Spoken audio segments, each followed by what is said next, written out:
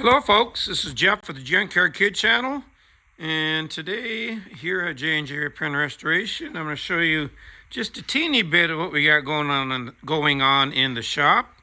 There are a few other projects over here that we will focus on a later video, but just wanted to give you a little story on this Edsel Wagon. And those that are in the Edsel circle a little bit more know this mainly as a wagon that was formerly owned by a gentleman by the name of Jim Popp, who was a big Edsel collector who passed away a few years ago. Most if not all of his collection was sold off. And a friend of mine, Craig, down in Richardson, North Dakota, bought this car. I've known him for close to 40 years.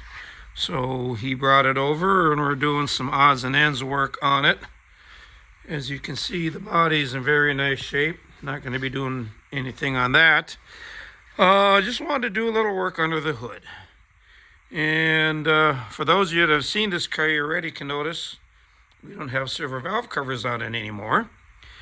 And there is kind of a reason. Where should I start with this? There's more history to this car than when Jim Popp owned it. This was actually restored by a gentleman by the name of Fred Ahearns in North Branch, Minnesota. He built this car for his wife. And from factory, it is a 332 with the 3-speed overdrive. Interestingly, especially to me, it was purchased by, Fred purchased it from a gentleman up here in North Dakota that had the world's largest collection of Edsels, and also happened to be my dad, Leroy Walker. At that time it was all tan. Fred decided to paint it this, the darker color, darker red, is called a velvet maroon. The roof and scallop, which are pink, was called talisman red. I don't believe I'm not sure if this combination was ever a factory available combo, but that's what Fred wanted, so that's what he did. And he built this car for his wife, Jackie. He had it a couple years, and then it wound up getting sold to Jim Popp. So I had heard stories about this engine. And first of all, let's go over to this engine. This is a 361 that's going to go in a 58 Bermuda. You got your standard, this is all original style stuff for like a 361 or most all FE engines. Your rocker arms, you got your valve springs with the 2-piece retainer.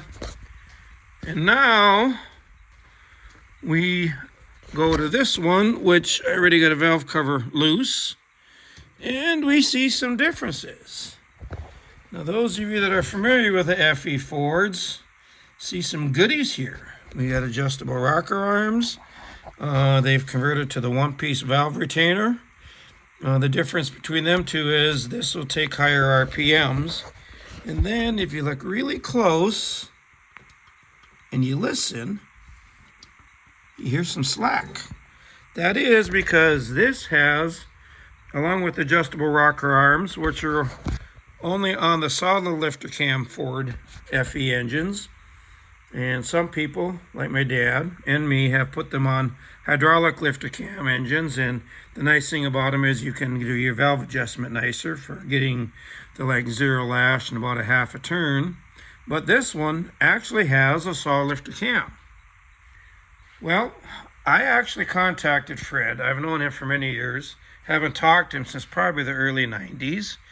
And this, while it might be a 332 block and 332 cylinder heads, so all original appearing, he is telling me that this has all 406 Ford internals.